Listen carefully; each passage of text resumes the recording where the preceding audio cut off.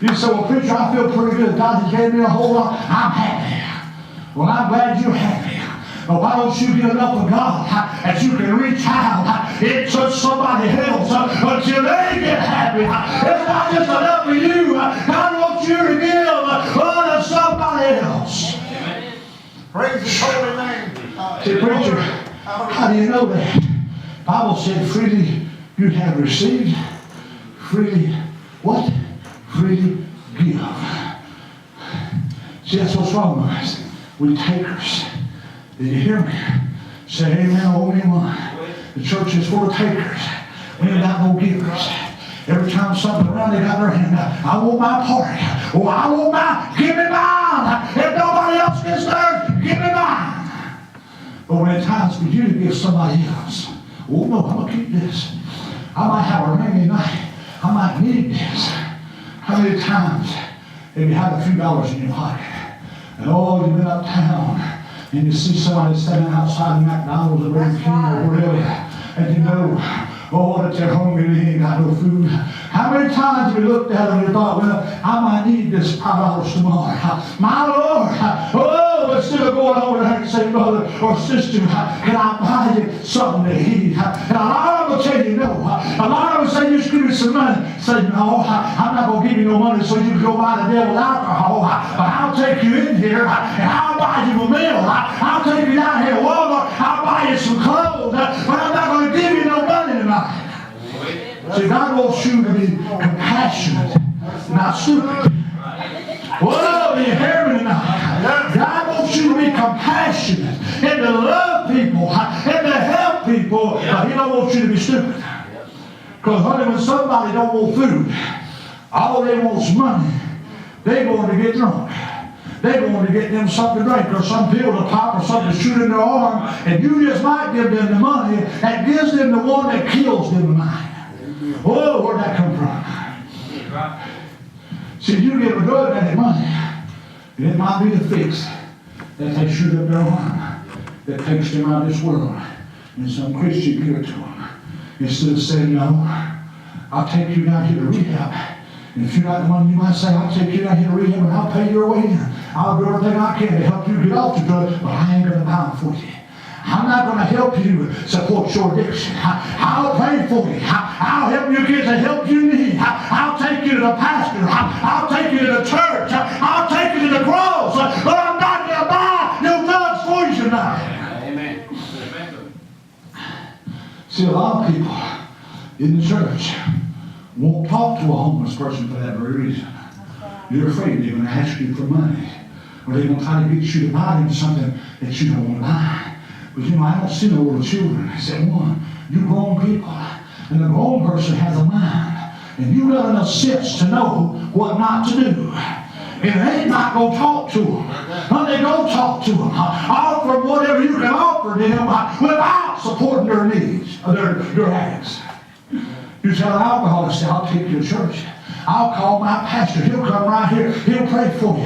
He'll get down here and help you give your heart to God. God will help you get off that alcohol. We'll help you. We'll find you somewhere to stay. Somebody in the church can give you somewhere to stay if you get off the alcohol. But honey, you got to make up your mind right now. You're going to get off. But we're not going to take you in our home and to keep on drinking. You're not going to come to our place and keep on doing what you're doing. There's got to be a change. You got to make up your mind. You want to be something different tonight. And then I'll help you. Then I'll help you. You say that's wrong. That's exactly what God's telling them. Did you hear me? That's exactly what God's telling them. When they're crying out to God in the middle of the night, think they're about to die because they want to fix and they're crying to God. God's sitting up on the throne and saying, when you make up your mind that you want to get off that mess, then I'll help you to get off of it. But I'm not going to help you to stay on it tonight. If God's going to say that to them, why can't you? Why can't you? See, you can kill them a lot more with kindness than you can with being angry. But a lot of people see them laying there, all messed up on drugs or alcohol, and they'll step way over here and won't go nowhere near them. Honey, if they're laying in the street, I don't care if they're drunk or what, they could be dying. You need to stop and find out.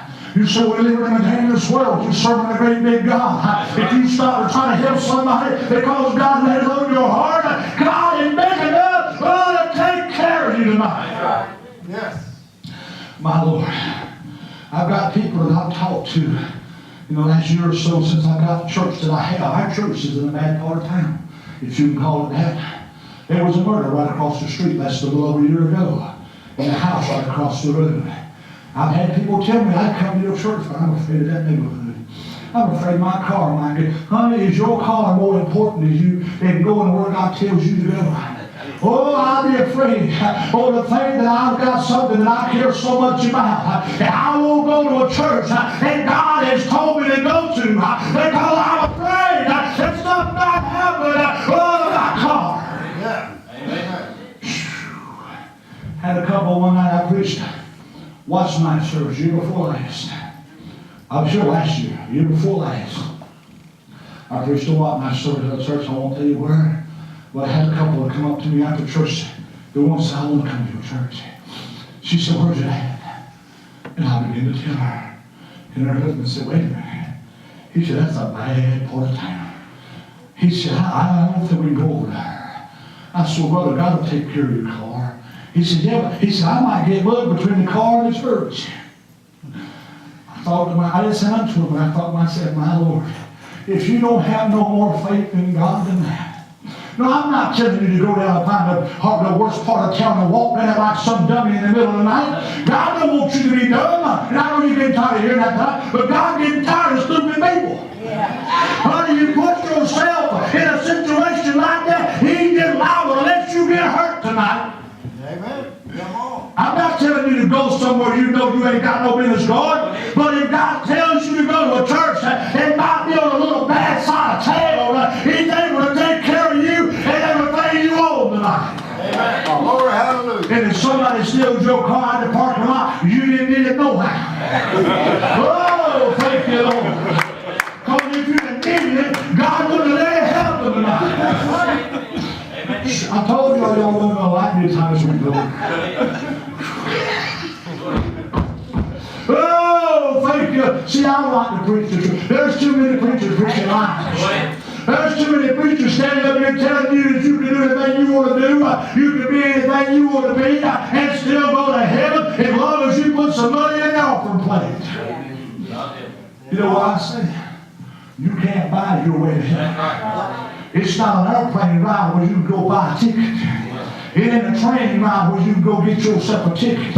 You ain't going overseas where you can go buy yourself one of them passports. I ain't never even seen one. Never don't have one. Got no reason to be on no plane. I'm only going to fly one time, and that's when I'll fly home tonight. Me too,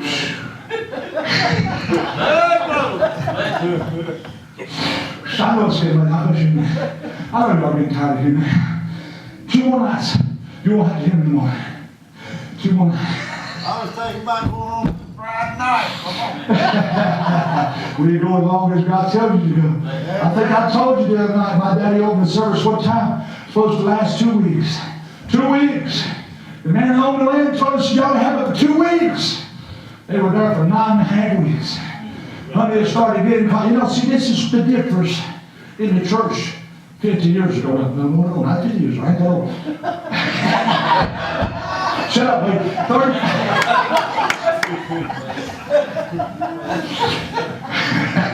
Oh, that's stuff I put in my mouth now. About 35, well, close to 40 years ago. This is the difference in the church then and the church now. Where they were coming out, it was called, you ain't never even heard of this before, I bet you.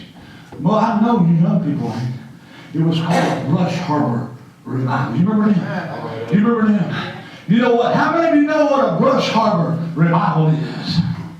What's a Brush Harbor Revival, brother? No, see, you don't rock me, rock.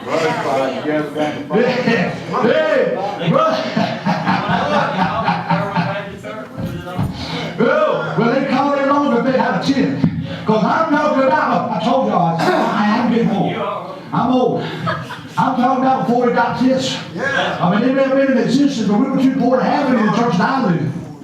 A Brush Harbor Revival. Yeah. The old-fashioned original Brush Harbor Revival is where you get a bunch of bushes and you gather them around the place and you go down, you have church out in the middle of the woods or in an open field and you gather the bushes and the trees around you. That's a Brush Harbor Revival. And brother, let me tell you one thing. When you get out there in that old field, ain't got no tin on your head, ain't nothing between you and God but the sky. Honey, God will move tonight. My Lord. Honey, they seen the lame walk, they seen the blind see. Honey, they saw people getting saved by the hundreds in that old field out in the middle of the night there. Every night it looked like it was going to rain. The old man getting to get over somewhere in the corner and said, Lord, don't let it rain. It's getting cold. The wind's blowing, but don't let it rain. The wind is cold and bad enough, but don't let it rain. It get all cloudy. I was like 7 or 8 years old, but I remember like honey, old clouds rolled in without one drop of rain fell until after service every night. But it would rain on the way home. And even driving old Ford on the way to the house. He'd pour down, but it never rained while service was going on. God can take care of his people. My Lord, why can't we realize that tonight? Why can't we understand that God will take care of his people tonight? Oh, thank you, Lord. But that old revival that was supposed to last 2 weeks, the man on the field said, you can only save 2 weeks. Lasted 9.5 weeks.